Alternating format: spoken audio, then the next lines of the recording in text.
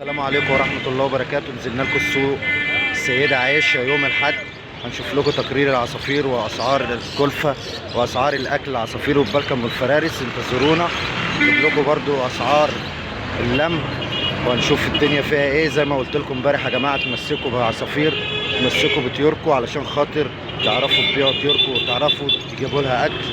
تمام، انتظرونا يا رجالة، هنجيب لكم أسعار كل حاجة.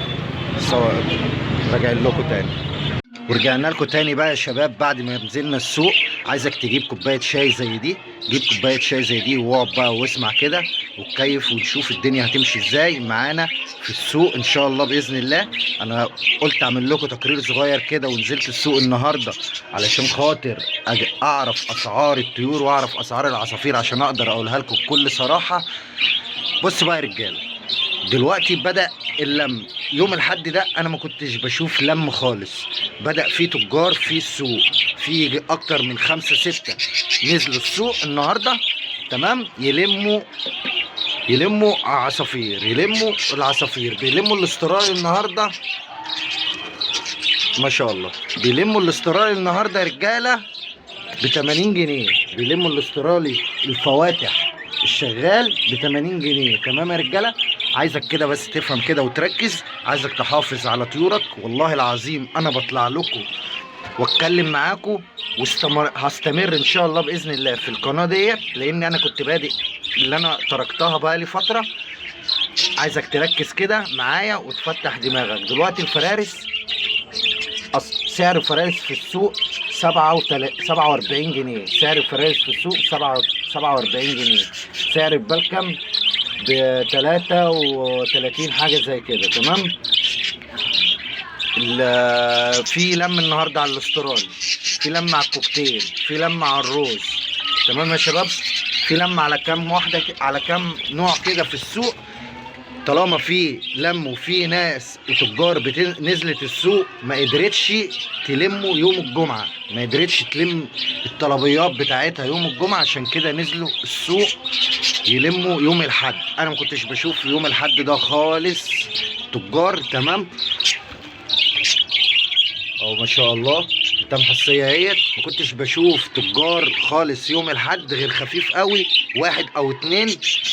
تمام يا شباب، فدلوقتي الحمد لله بدأ ان ايه، بدأ ايه ان شاء الحمد لله ناس تنزل تلم. عايزك تحافظ على طيورك، انا بطلع علشانك انت وعشان خاطرك.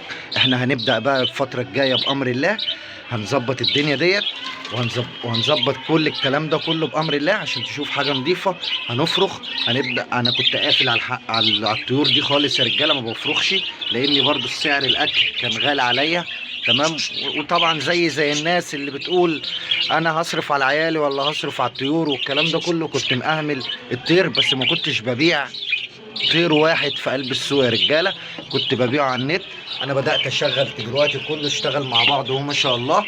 ان شاء الله باذن الله الفتره اللي جايه، انا بقول لكم يا رجاله الفتره اللي جايه فتره كويسه بامر الله.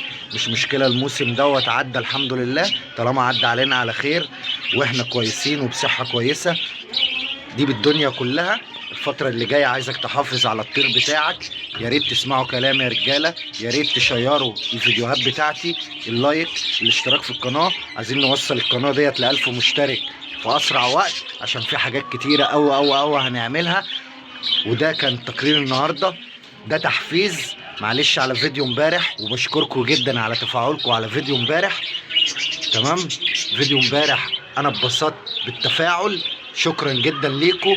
بالمزيد ان شاء الله بالخير ان شاء الله باذن الله.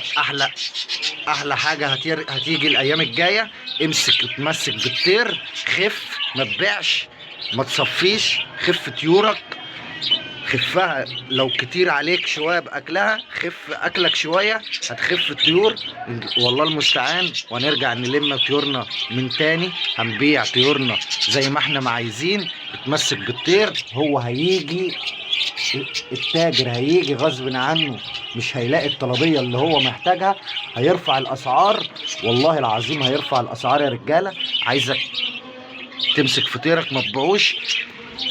والله يا رجاله انتوا هتبيعوا العصافير، معلش بقول الحمام لان انا الحمام واكل دماغي شويه. هتبيعوا العصفور بتاعكم زي ما انتم عايزين، والله هيرفع الاسعار وتمسكوا بطيوركم. والسلام عليكم ورحمة الله وبركاته، اخواتي وحبايبي في كل مكان حوالين العالم، السلام عليكم.